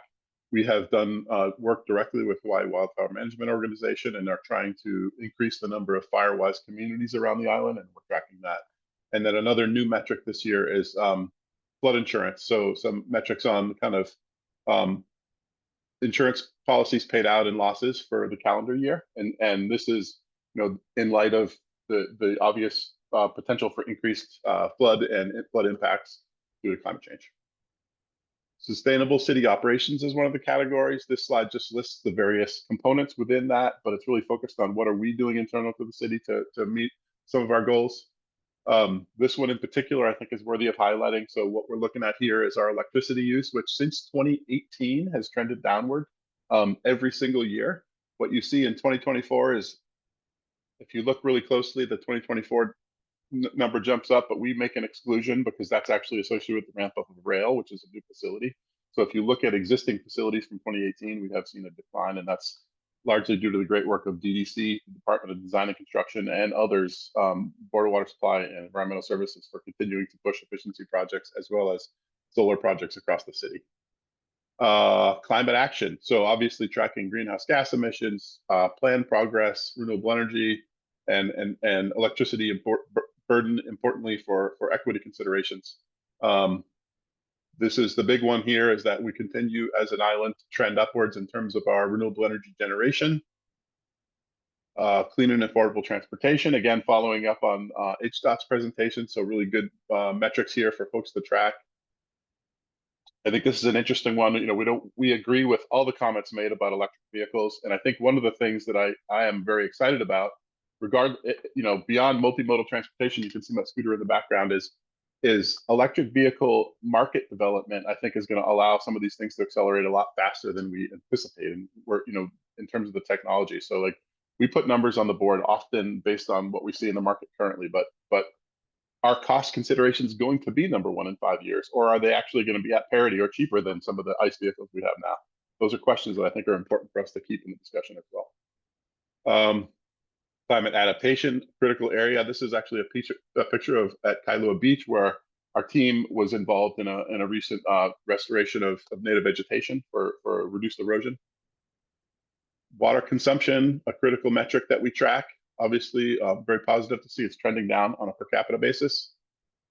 Food security and sustainability, also really, really important here. And so one of the metrics we track there is what's happening in terms of local food sales and how are we trending. And so this is just some kind of bulk indicators about that. Sustainable waste management, another really important metric. And Chair, apologies for going so fast. I know you have a full agenda. I'm just trying to get through this and then see if there's some questions and discussion. And there's really one important slide at the end that we're eager to discuss. So waste generation trends are downward. There's good movement there. A lot of the MSW volumes are static, and then construction and demolition debris is really where there's some variation. Disaster resilience, another critical program within the office, and really some great things happening in there. Disaster preparedness training is something we're measuring. And so you see a really big increase in the number of trainings that are taking place year over year, which I think is really exciting and important. And then this is the slide that I really wanted to spend a minute on. So one of the things we think that the commission could do, should you be willing to at some future meeting, is really help us in looking ahead. You know, what might be some of the trends that we could track in FY 2026, I'm sorry, in the 2026 annual sustainability report. What data sets are you knowledgeable about that you think should be part of this? And thinking this, it's really like activities that are associated with the city, things that you want to understand the city is doing, and opportunities for the city to better illustrate whether we're making progress or not making progress in some of these key goals. One last thing I'll say about this is that we have done a lot of thinking on this subject, and there is a need. There's a lot of metrics that are important but don't change enough from year to year to be of interest to users, and so that's another kind of criteria that we want to consider. But would love to hear from folks, and I'll stop with that because I know, again, you've got a full agenda. But just maybe leave this slide up and see if there's some conversation that might take place. Chair, thank you so much. Thank you, Director Sullivan, for being considerate of our time and going through all this really great content. I love that you left this up. It is kind of, as you can tell, we are thinking about how we plan, right, and better support the city. And so this is really, really useful. One thing that I noticed, I love the fact that water consumption continues to reduce. I'd love to see sort of what that nexus looks like with energy generation, sort of that parallel. And the second thing, I'm very glad to see more local food production. I would like to see from a land use standpoint how we're utilizing our land for this, because I think the broader conversation of adaptation for all of these things will play into part of how we're properly utilizing our land. So sort of seeing some of those parallels will be great. But I'd like to, those are my comments. I know there's more to discuss, but if there are any comments from the other commissioners, please feel free to raise your hand. Commissioner Romine.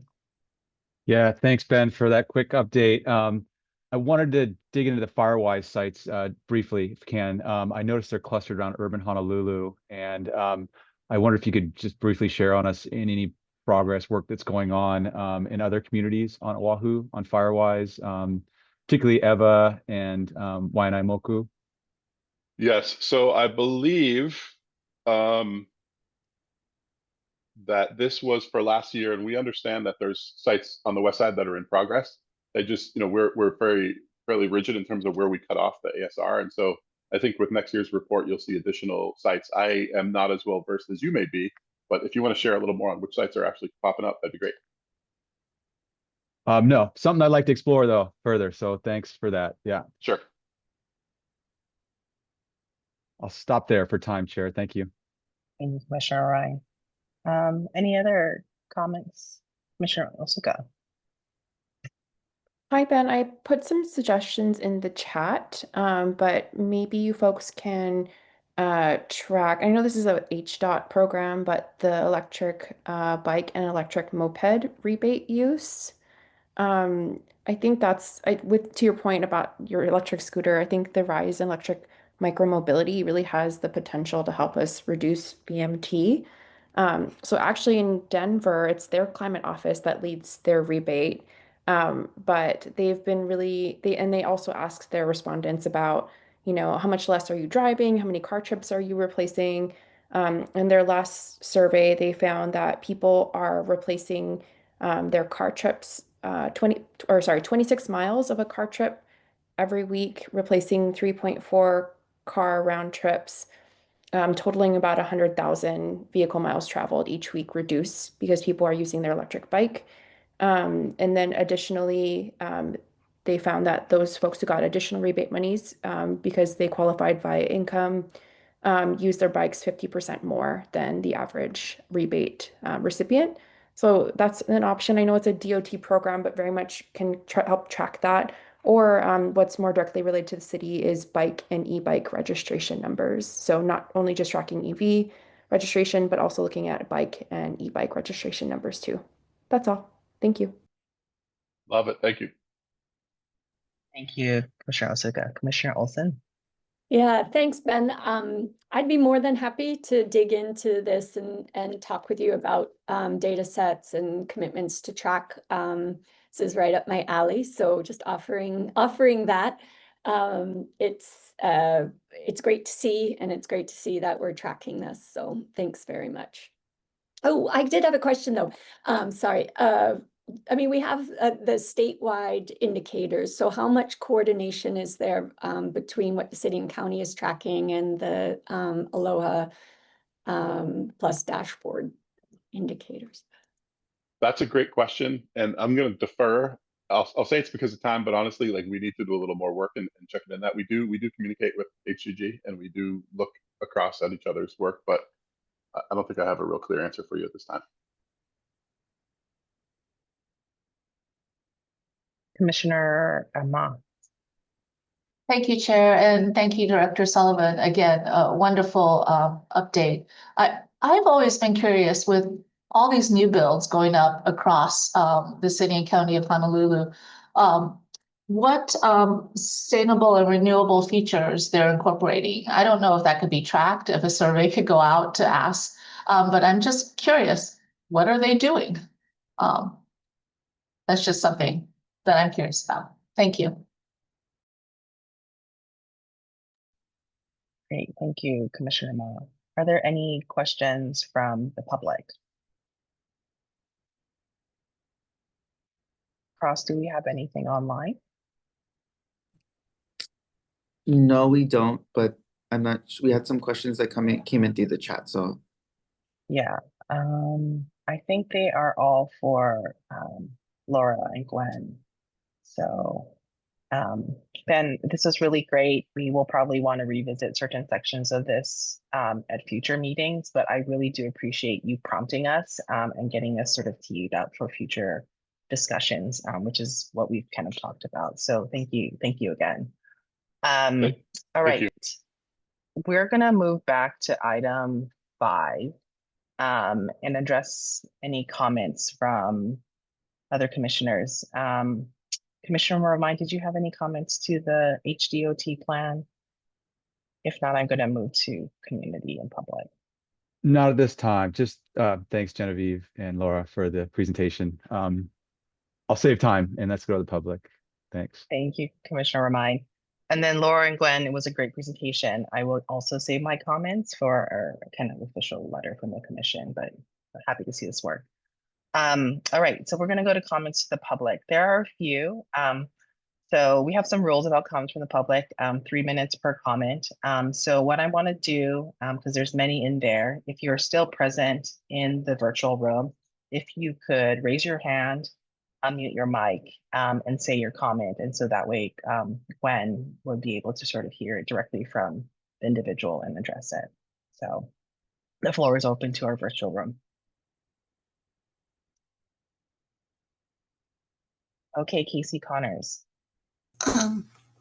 Thank you so much for the presentations. And I apologize, I'm not an expert, but we would like to know what from your transportation and your sustainable plan applies to our country area, the rural area, from Kahaluu, along Kolaloa up the coast and to the North Shore. We have very different, I mean, the walk bike is not working in most areas, and we have a lot of lower income folks that drive a long way. Our power is constantly going off, even though we have both sets of turbines. I don't know if you're aware of that. And for the sustainability, the road is falling into the ocean. The water main is constantly burst because of climate change, and they're so close to the ocean. It just went out in Punaluu, I think yesterday. So the road keeps getting closed down. So I'm unclear, do you have students from our area on your committee? And what can we tell our rural areas? What about the sustainability and the transportation plans applies to us? Or what can people do in our area? Mahalo. So if the comment is about the youth council that was set up for HDOT, there is a representative from North Shore Oahu. I can put the link of the youth council members and the geographical locations of them. You know, we did try to get them from each of the islands and really have a wide representation of age as well as gender and the different islands. So there is a North Shore Oahu representative. Okay. Kola Loa and Kahalu are quite different than North Shore. Okay. And our needs are different Yeah. also. I'm not totally sure of each of their locations, but I can share this link that has a bio of all of the different representatives. This was something that went out for a request for applicants at the beginning of the year, and there will be future opportunities to apply and join the council as well. And the other questions of the bike ped plan, that multimodal network is not complete yet. That should be coming out in about a month or so, and we'll have public comment on that as well. So that's something that I'm not sure for what has been identified as the priority projects in the multimodal network. That work is underway, but it will definitely be publicly available as a GIS layer for public comment. In terms of climate adaptation projects, goodness, the only ones that I'm aware of, I know that definitely having a lot of the coastal highways falling into the ocean is a major issue. And I believe in that area, we're really looking at more sort of midterm solutions of moving the road within the right of way about 90 feet inland in some areas. So in the STIP, there is some projects that are identified for that type of work. But, I think in general, the discussion on managed retreat is something that we're involved in, but not necessarily leading. So that's all the updates that I have for those comments. Great, thank you, Gwen. Are there any other comments from our public? Chair, I just want to acknowledge a couple other comments for folks who don't have access to the chat. So you also have a comment from Helen asking about more details about the aviation emissions. I know that's, and actually I meant to mention that a big part of the work that Kirsten and I are doing with the tourism guidance document relates a lot to that, but a lot of more state focused, in my opinion, strategies than city. And then I think Casey's second comment is about the resilience and carrying capacity. I thought there was one more comment. Oh, and then a comment from Ali Lau on streamlining environmental permitting for multimodal projects. So just want to acknowledge those, and Laura has responded in the comments to those folks too. Great, thank you. Yeah, I just looked and I think, Ali Lau is here, but their comment was addressed. Okay, great. Cross, do we have any comments on Facebook Live? No, Chair, we do not. Okay. If we don't have anything else, I think we can move on to item 6, which is our action item. So thank you, Gwen and Laura. So our action item, we actually decided to defer our official commission comments ahead of knowing that the comment period was extended to August. So I think it's all very great and it all aligns.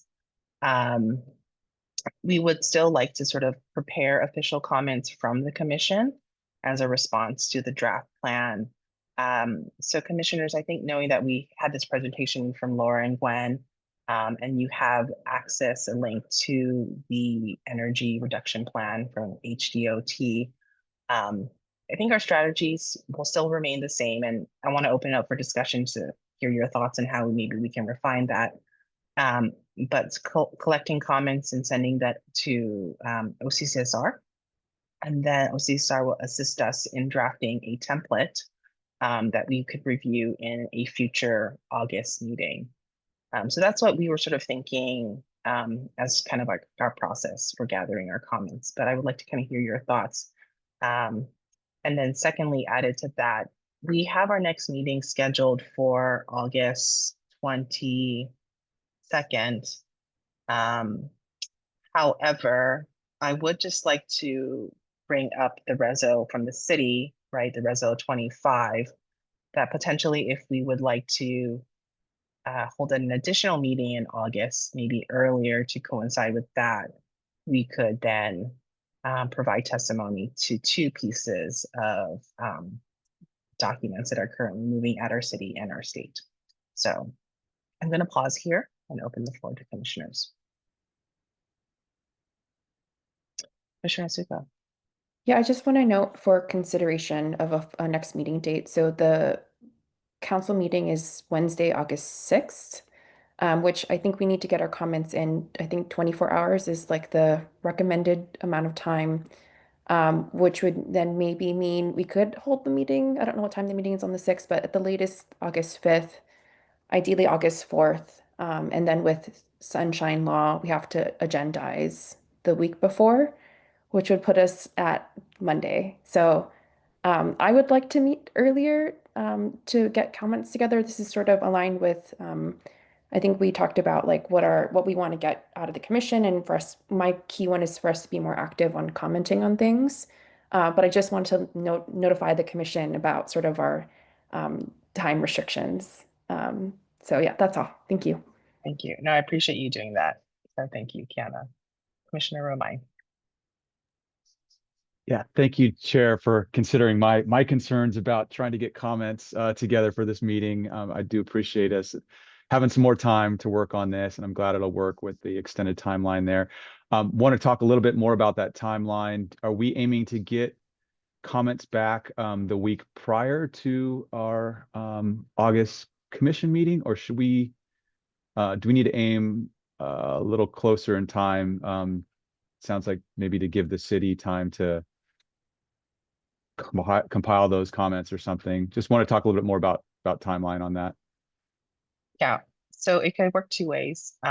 So we already have a scheduled meeting on October 22nd, right? By sunshine, we have to send our packet of information out a week before. So that would be on the 15th. If we would like our comments to be part of the public packet, we would then require comments back from the commissioners probably by August 11th, 12th at the very latest close of business. So that way all the comments can be daylit to the public, and we kind of just refine that and assemble the letter live on the 22nd. So that's would be the typical cadence. And then I know we have this other topic of the reso, which we can entertain or we can just defer. So I don't know what other commissioners' thoughts are on kind of getting a collective commissioner letter. So Can I just add Yes, something really Commissioner. quick, Sandy, before you jump in? So Brad, last time we did this, and I know Kirsten and Sandy weren't here, we prepared comments not for the mailing time for the primary urban center development plan. And then we had CCSR combine it. And then we live edited and reviewed at the meeting. So I think we have like those 2 options, but I just want to give folks some context for what we did last time. Sorry, Sandy. Thank you. Go ahead, Sandy. Go ahead, Commissioner. Thank you, Vice Chair. So I have like 2 concerns. One, this discussion of whether we could submit testimony on the reso before the Honolulu Council is not agendized. And so is that even proper? That's one. And 2, if it's proper, we can just defer and have one person submit testimony for the council instead of coming back as a whole Mhm. And so that may be easier. But one isn't proper because it's not agendized. And then people don't know that we are talking about this issue. So that may be something to think about. True, yes. I don't actually know how to answer that first question about agendize, because it did come up in Director Sullivan's discussion, so, But it seems like we're I know. taking. I know. So Ben is on. Ben, would It's on. you like to help us address I agendize apologize. topic? I have to step away, but I will really Mhm. quickly, I believe it is appropriate for you to talk about having another meeting for the purpose of, Yeah. for this purpose. What it wouldn't be appropriate, in my understanding, is to talk about the actual decisions that you might make around that. So it's the item that you're discussing is really just, should we meet again to allow for other timely Climate Change Commission business that we'd like to consider? And that's as a result of getting the report from myself. But really the public would have a chance to weigh in. It's just an incredibly tight schedule, I think has been noted, right? Some commissioners would need to do some work in the background this weekend. We'd need to post the meeting on Monday and then have the meeting shortly after that. And so with that, I'm gonna let you determine how you'd like to proceed, but that's just one perspective. Thank you, Ben. So Sandy, to your point, I think we're just trying to discuss if we would like to have another meeting to talk about the reso, if it's valid to have commission comment. So Okay, so it's coming up before the full council. on August 6th, the full council meets on August 6th.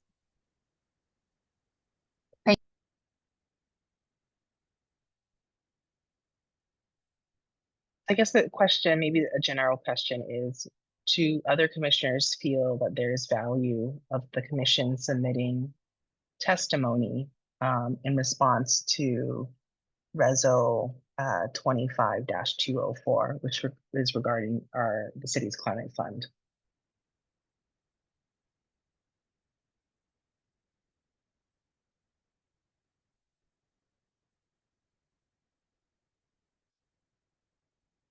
Commissioner Romay. From what I heard from Director Sullivan, it seems like that reso is moving forward in a positive manner. I didn't have any immediate concerns for it. Items that I saw on there, from my viewpoint, my testimony would be like, I'm in support. We're in support at this point. So I'm not, maybe not everybody agrees with that, but I'm not sure if that's where we stand as a group. I'm not sure if it's worth another meeting to try to make that statement, how helpful that would be. Just my 2 cents on that at this moment. Thank you, Commissioner Romay. Others, what are your thoughts? Well, I hear what Commissioner Romain is saying. I think where we can, we should support the office. And it could be a quick meeting where maybe that we make that a collective decision about what the letter could be. So I'm available if we want to meet, but I defer to obviously what others think.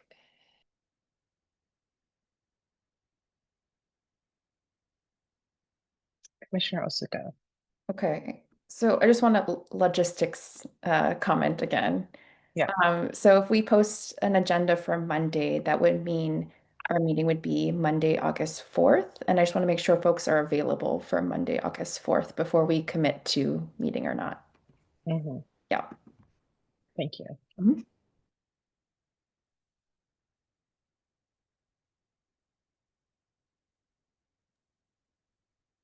I could make it happen. I'd have to move some meetings around. Yeah. Is there a time, Brad, that works better for you? Or are you booked all day? Me personally, if we could keep it to 1 hour, 9 to 10 Yeah. a.m. would work for me.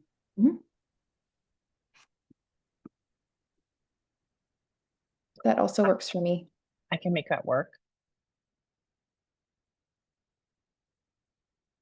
I think this will be a good test, and I think we're probably all in support of this, but I think it would be a good test to kind of get us in this process of providing testimony and comment. So let's hold a short meeting. If it's okay, I'm going to say, let's hold a short meeting on August 4th for 1 hour. Kiana and I will work with the office to prepare the agenda and get material over to the commissioners. But I believe the office has sent a link to the reso in the chat, and we can prepare comments and then a letter. So that will be the only agenda item for this special meeting on August 4th. I am not sure I can attend, so I'm just gonna put that Okay. out. Okay, Given the notice. but of I'll course, try. of course. Okay. But I think if you have any comments, Sandy, if you can send that over to the OCCSR, that would be great. So we can at least include your comments in the letter. What are we talking about? I thought this was the reso. Or would we This is sit- the reso, yes. So we will agendize an action item to prepare a letter of a testimony letter, right, to reso 25-204 on August 4th. And that would be for the city council. For the city council, correct. Okay. And comments can go to the office Okay. without breaking sunshine, right? And the office will gather all those comments, prepare them, and share with myself and Commissioner Osuga. I see what you're saying. And Okay, then we will present those comments, and then those that are available will review, and then we will vote on it and then submit ahead of August 6th. okay. Okay, great. With that, I think we also then settled that our comments to the Hawaii Department of Transportation, Energy Security and Waste Reduction Plan will occur at our normally scheduled August 22nd meeting, and we will provide comments ahead of time. So commissioners, we will send a schedule, the office will send a schedule, and we can follow that schedule.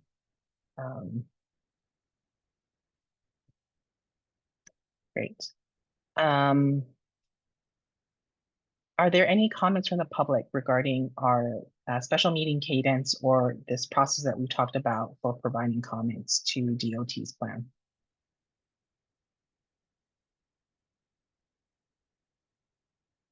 Casey Connors, I see you have a comment in the chat about a concern about large scale building so close to the shoreline.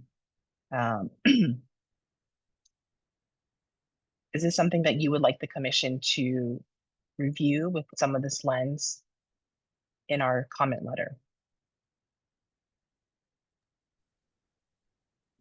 I don't want to speak for Casey, but I think that was in relation to my comment about the work that we're doing with the tourism guidance is aligned with the work that Laura folks presented on the energy security waste reduction plan.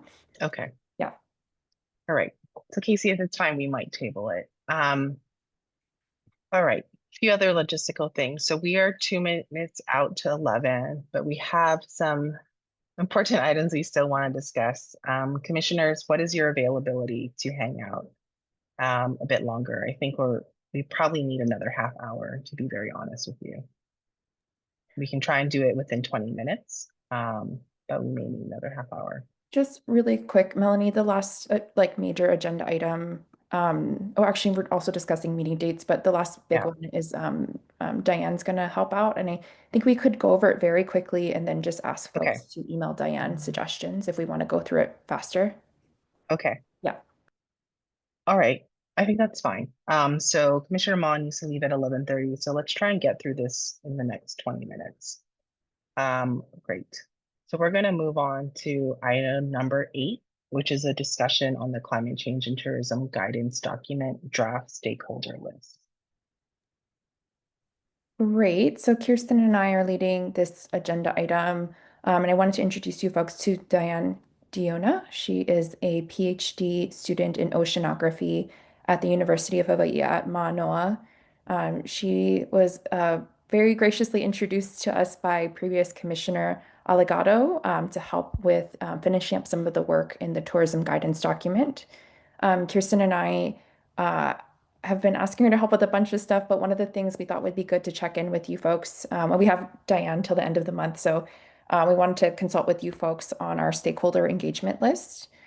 So for some context for the public, normally what we do with some of our guidance documents, so I guess the guidance document is meant to help guide the city council, mayor, and city departments on issues that intersect with climate change, providing latest science, information, data, etc.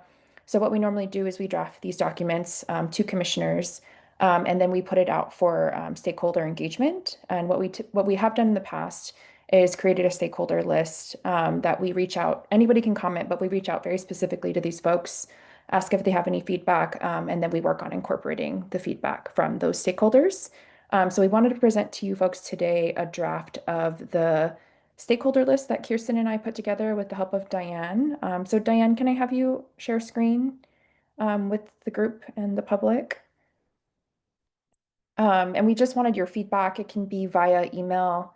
It can be now in the chat, or you folks can chime in on if we're missing any organizations, or if there's anybody in particular that you would like for us to include on here. Casey, to answer your question, we have a draft on the CCSR website, and I can provide it to you. But Kirsten and I are working on some other internal edits before we come back to you with a revised draft. But I can pop the link to the draft in the chat. But our plan is to continue. I don't think you were at the last meeting, but our plan is to continuously update the document, have speakers that are related to tourism and climate, and then eventually present a final draft to you folks in January of next year. But just want to get some feedback from the other commissioners on this list to see if we're missing anybody or any organizations. So with that, I will pause and let you folks chime in.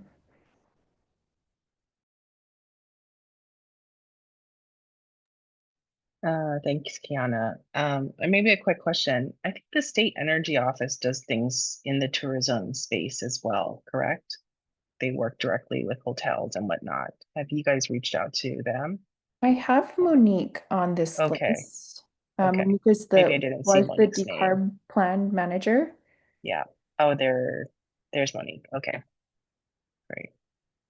And then Chair Casey has a question about whether communities and community groups are included. So Casey, there are several community groups on this list, but if you have suggestions for other folks we should include, feel free to put it in the chat, and Diane can add it to the list.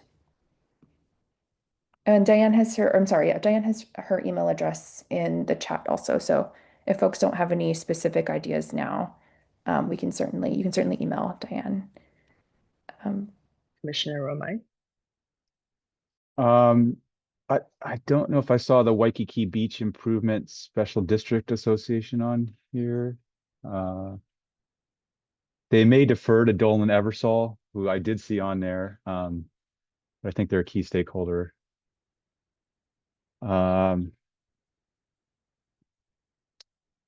Neighborhood boards in any of our key kind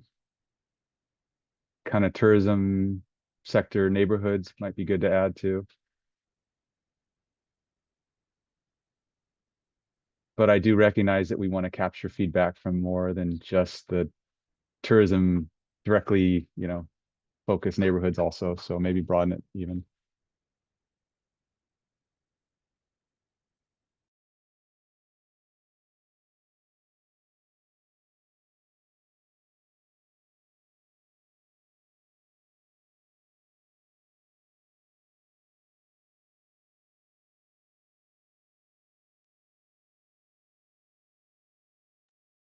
Great. Well, I think this list looks great. There's no other comments from our commissioners. Thank you. Any comments from the public? I know Casey, you provided your comment. Any other comments from the public on this stakeholder list?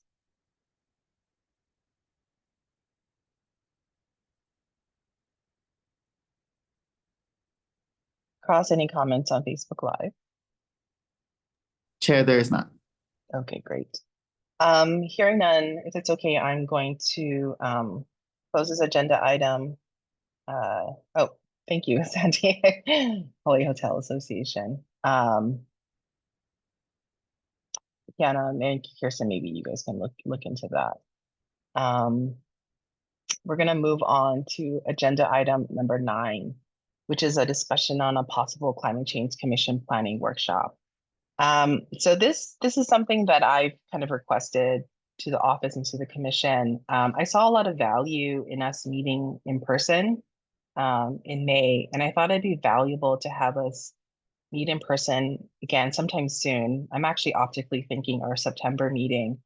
And we could have an in-person planning session to talk about the commission, the work we do, and how we can potentially align a lot of our subject matters to meet some of the city's challenges or goals.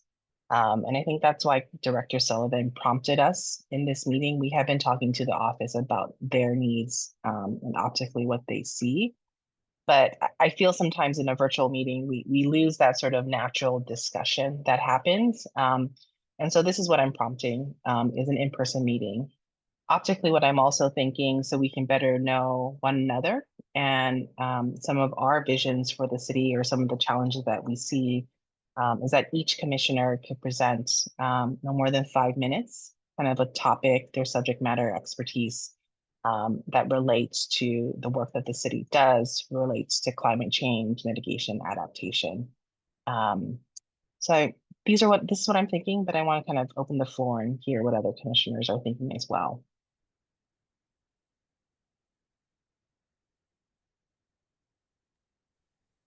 Commissioner Olson, yes. Yeah, I wholeheartedly endorse the idea. I think it would be great to, we've had some discussions about making sure that what we do is impactful, right? And the opportunity to sit down with OCCSR and hear their needs, right? And kind of co-develop some of the work and topics that we might explore.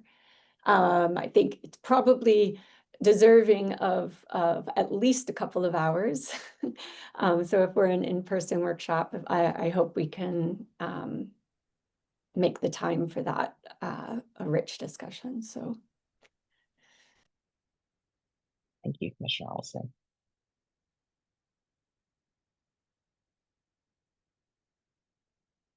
Commissioner Osuka. I think the other key item we wanted to ask the other commissioners was whether you folks are available for an in-person meeting in September.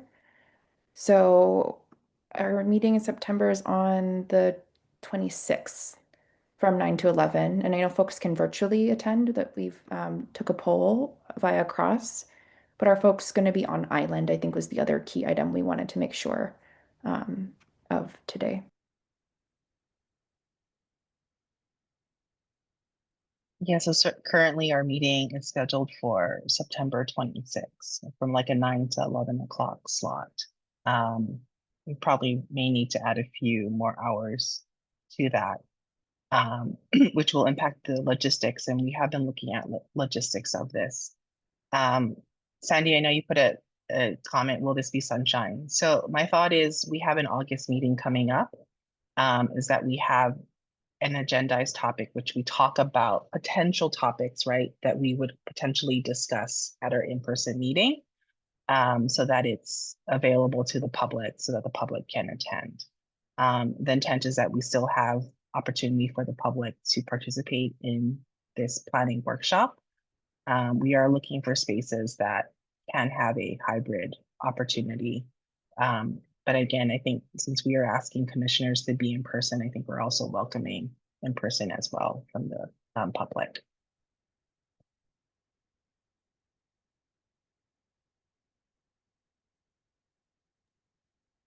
I'll just jump in. Yeah, I am Yeah. available that day, September 26th for our meeting as scheduled. I do agree I think this would be a good use of our time. I kind of look at this as maybe a agenda setting prioritization meeting for the coming year.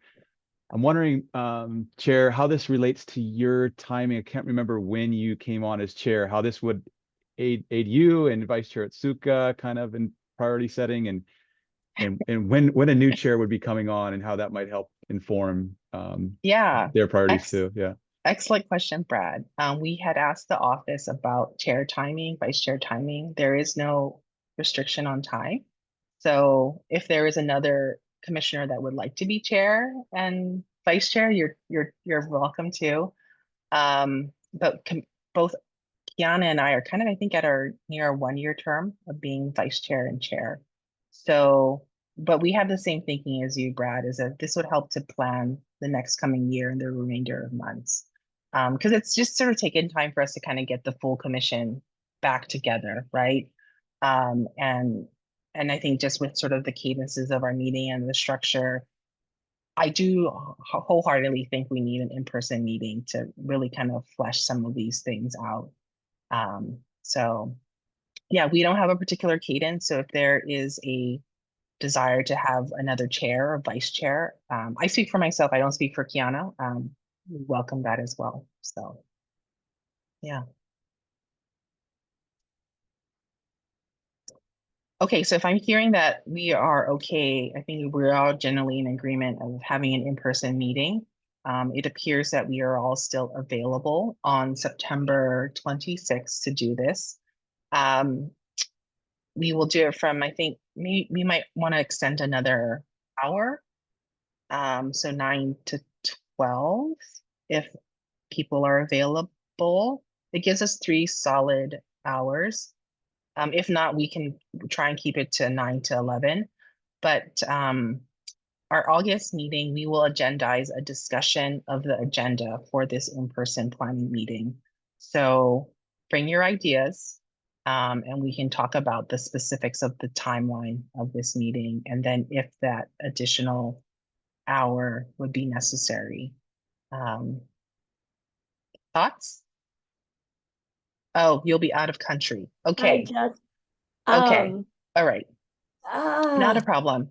Let's so look at sorry. our schedule. And so I'm going to bring in our next item then, which is item 10, future meetings. We have not yet sent out a poll for our October and November meetings. So we could defer to another time, or we could also find another time within September. My thought is it'd be great to do this sooner. So at least then we have some prep time in the remaining of 2025, right? To plan for this if we want to do more execution or implementation in 2026. We also made an executive decision to exclude December because we found historically that never really worked out with many commissioners' schedule or the office. So we believe the next 2 meetings in 2025 will be October and November, in addition to our September meeting.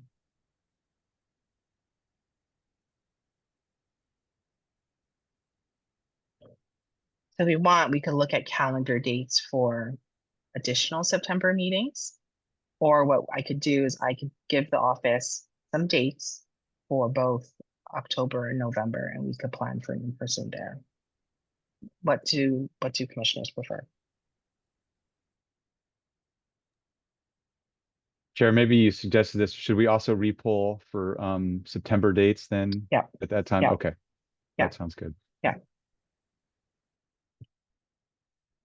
So I'll send a poll out. I guess my follow-up question is, we have typically been just doing a Friday cadence. Can I expand the dates to other days in the week besides Friday? Sounds okay. I'm hearing nods and saying thumbs. Okay. I would just say So- for the fall, I teach Monday and Wednesday mornings. So those Okay. are out for me. Yeah. Okay. And So Monday, we'll look, Wednesday afternoons. So okay. So then what we'll do is we'll look for a Tuesday, Thursday, or Friday. And we'll just do like a whole suite of time within that, and we'll see what we can get for the next remaining months. So look for an email coming from OCCSR. Great. Thank you, commissioners. Public, are there any comments to our proposed cadence, discussion on cadence for meeting, and then our discussion to have an in-person planning session to discuss the commission?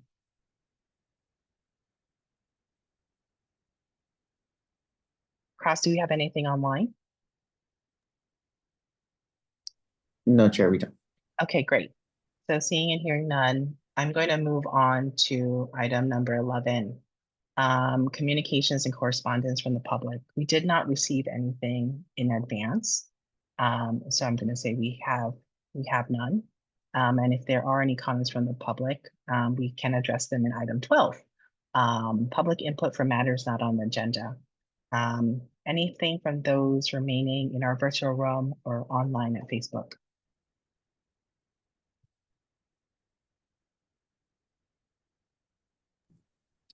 Chair, nothing online on Facebook. In the chat, there's a question for pertaining to Laura then though. Just for reference. Okay, yes, Casey, there, I see your questions. Anything in the energy reduction plan that pertains to the counties? I think Gwen has responded to you, Yes. Casey. Great. Gwen, if you may, I don't know if this link went in, if you could send a link to the comments for public to respond to the plan. I know we have a lot of chats, so I might have. Oh, missed sure. That, Yeah, but that might be helpful. the website that has the yeah. plan and the Yeah. comment form, sure. Thank you, Gwen. All right. If there are no other matters from the public that are not on the agenda, then we can move to item number 13. Any announcements from our commissioners?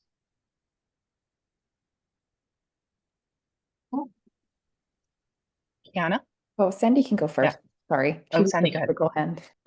I just want to share for those who are attorneys or not attorneys, there was a great report in the July Bar Journal about environmental cases from 2009 to present. So if people are interested, get the Hawaii Bar Journal and see all the pertinent environmental law cases in Hawaii.